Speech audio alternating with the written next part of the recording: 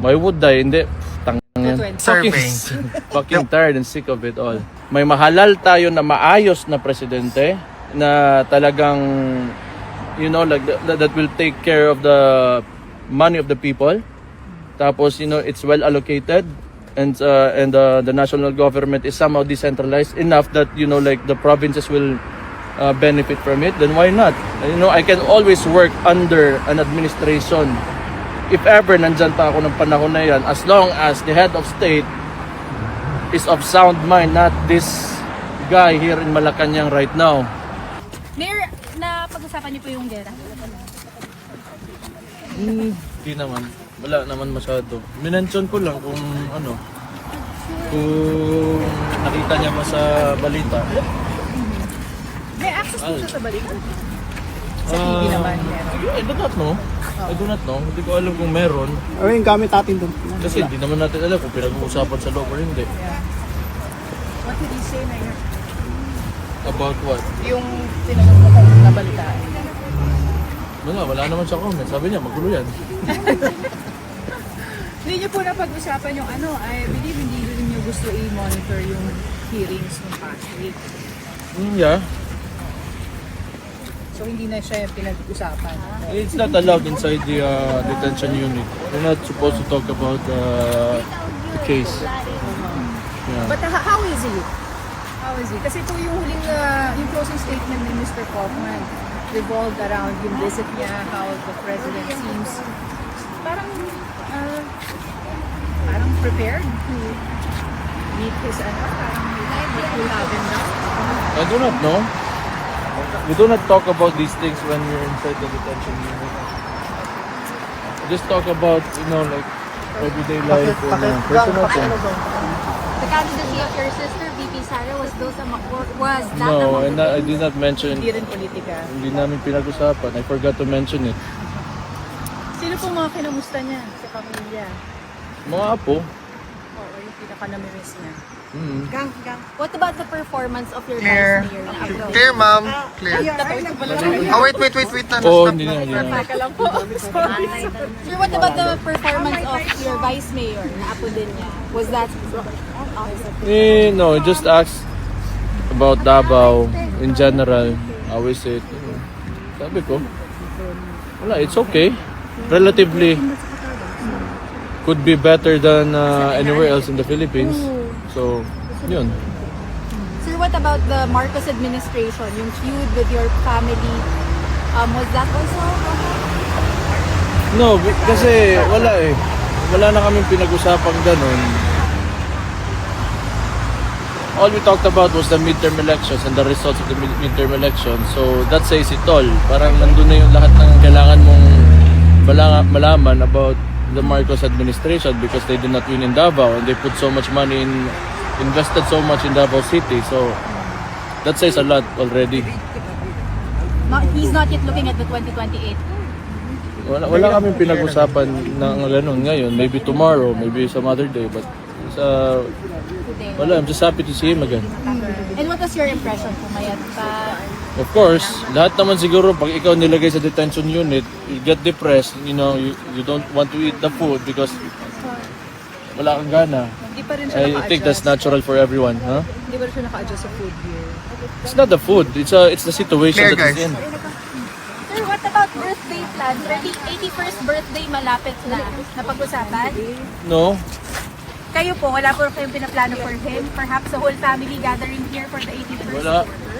We don't even celebrate our own birthdays. Left, sir. Left, sir. Because of what Left. happened? No, Not anymore. no, because it's just in the family. It's just a practice. Yeah. Ganun lang, sir. Hindi siya parang nakagis na. Hindi ko alam eh. Parang ano eh. Wala, I really don't know. We just don't see the need for it. Ako, Mayor, were you able to talk about the decision of your sister? Wala. Okay. wala. So, paano ang sir? Parang arrangement with the family? Paano kung yung rotation din? Depende. Ako, less likely na makakasama sa rotation. Kasi may, let's say mayroon ako ng Davao, mahirap na matagal ako mawala. Pero, syempre, gusto ko rin makita yung tatay ko. Mayor, I understand Kaya na, sumisingit. Mayor, I understand na sabi ni Kitty, hindi na kayo nanood nung confirmation of charges hearing. But how optimistic are you na the charges will not be confirmed against your father? Optimistic. I do not think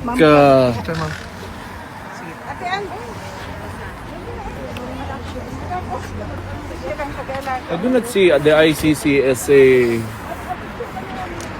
I do not know.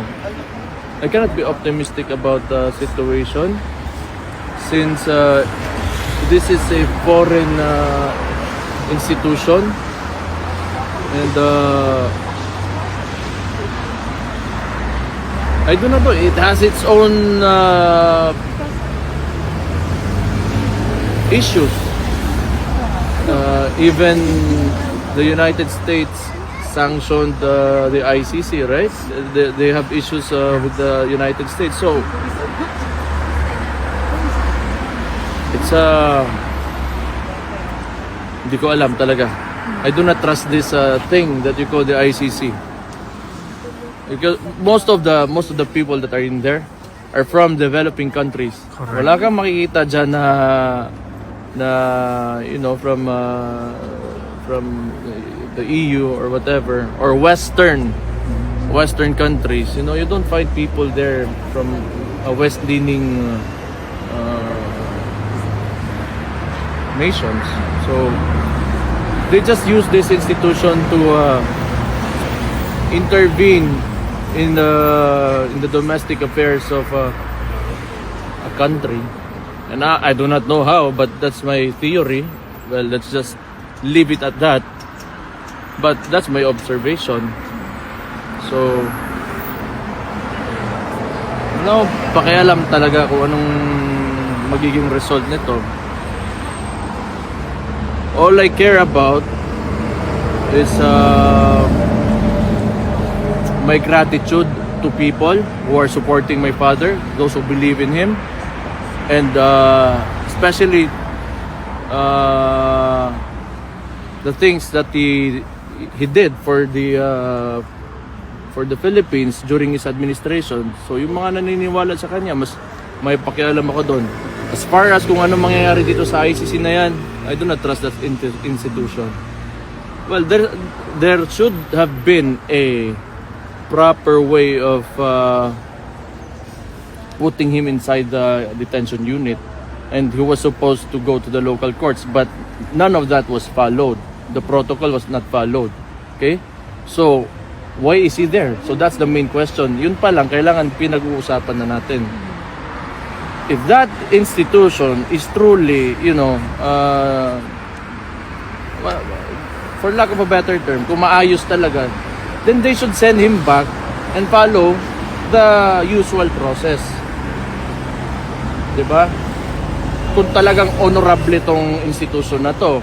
Because they know for a fact that this person inside, who seems to be my father, who is my father, kinuha, nilagay sa isang eroplano without going to the local courts and was sent here in the Netherlands into the detention unit. Yes, correct. So, anong asahan ko? Yes. So, how can I be optimistic in an institution that cannot follow its own rules? Yes. Mayor, just to be clear, no member of the family watched the proceedings. Is this intentional? No, hindi ko naman alam kung nanood sila or hindi. Nalaman ko na nga lang sa inyo na ano eh, na hindi sila nanood.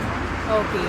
So, hindi naman siya sadya. Talagang hindi lang, on your part, hindi No, sadya. because you know, if you really want an answer from me, it's just the narrative of the left against our narrative. Yes.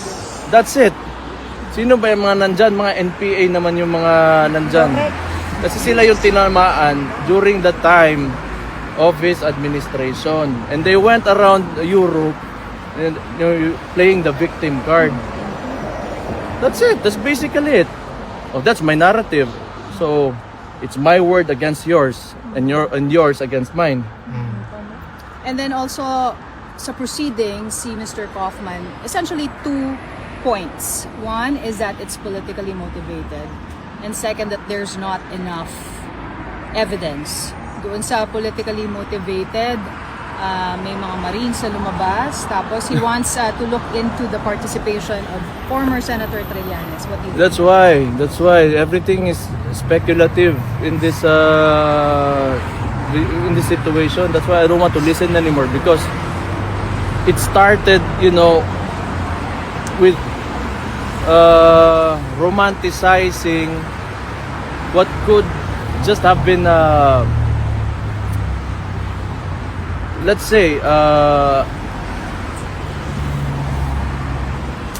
result of the policies that was enforced during the time of his administration. Ngayon, I really don't know. It's a complex situation. You have the ICC involved, and you have these people from the Philippines who are left-leaning, and you know how these are socialist states, the European Union. So there's so much ambiguity around everything that's happening right now. Do you think your family should prepare for any eventuality given? We're always prepared. Even my father is prepared. Wala kami dito para iiyak lang. It's politics. Most of it is politics. Kayo po, humihingi ba ng advice sa kanya sa pamumuno sa Davao? Wala naman. Hindi siya No, I just ask him kung may gusto ba siya, if I need to do anything, because maayos naman yung lugar na yan. From his time, it has been improving until sa akin ngayon. So I do not know. I'm not supposed to be the one that's saying this, because we just won the election just recently, and the best I think you should ask the people how they feel about the governance in Davao City. I'm not the best person to answer the question. Wala po kayong... If you want empirical, data, ask the people. Do not ask the politicians, because the politicians will always promote themselves. Pero kayo po walang balak to run for a higher office? Why would I? Hindi. Tang To yan. 28. Bakit? Because there was a survey. Fucking tired and sick of it all. Wala. Okay na yung Davao kung may mahalal tayo na maayos na presidente na talagang that will take care of the money of the people. Tapos it's well allocated, and the national government is somehow decentralized enough that the provinces will benefit from it. Then why not? I can always work under an administration if ever nandyan pa ako ng panahon na yan, as long as the head of state is of sound mind, not this guy here in Malacanang right now. Do you have a message for your supporters? My supporters? Your I father's think supporters. my father's supporters, of course. Unang-una sa lahat, maraming salamat. Pangalawa,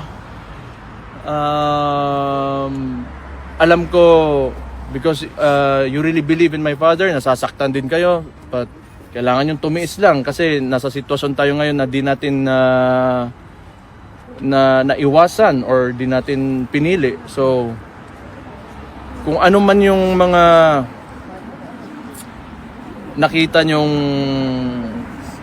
or if you have learned anything, or may gusto kayong nakita na gusto nyo ipatuloy, then you can manifest this through votes. Kung may nakita kayo, kasi wala na, because nobody can run for the presidency again. So if we choose another leader for the Philippines, then piliin nyo yung tao na kung saan nyo nakikita yung nakita nyo sa tatay ko. Nakikialam, may input din po ba kayo sa case niya? Like for example, Ano choice of pangalan mo, lawyers? ma'am? Zen Hernandez. Zen Hernandez, ABS-CBN. Magkaibigan tayo. Kami ay nasa gitna. Okay. So what's your We are question again? You were professional. saying? Nawala tuloy ako. Mayor, Hindi, may tanong si Alvin tuloy. sige. Oh. Mayor, what's the first thing that former president asked about Davao when he saw you? Kumusta lang?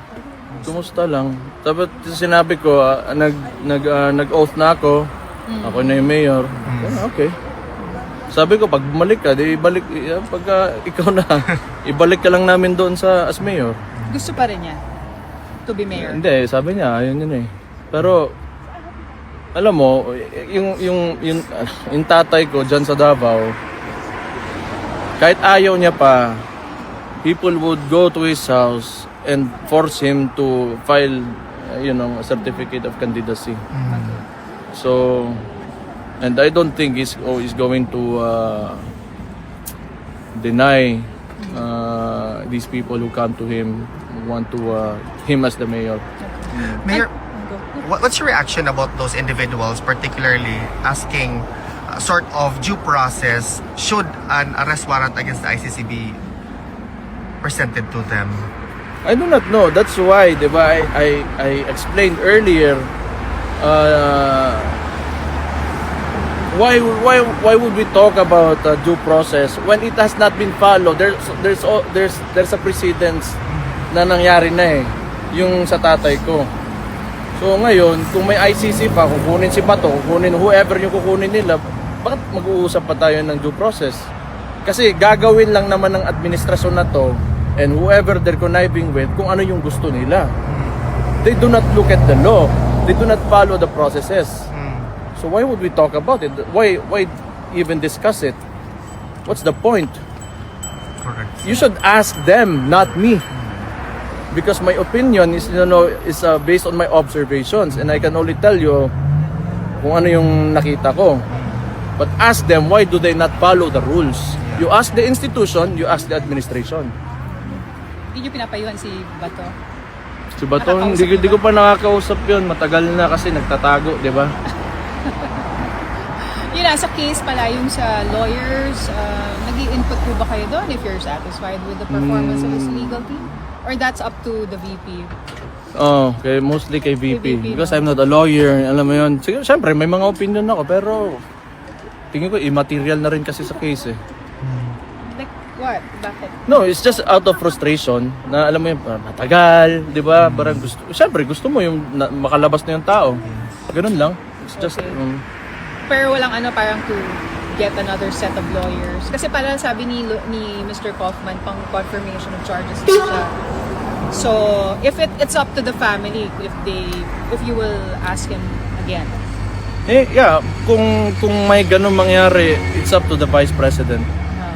Okay. Sa kanya na yun kasi siya yung, she's the leader of the pack. Okay. Alright, thank you, sir. Thank you, Tama sir. na yan, tama na. Ano? Sino susunod sa inyo na bibisita? Hindi ko alam. Walang ganun. Hindi ko pa alam. Yeah. Okay. Thank you, sir. Mabuhay ka. Okay.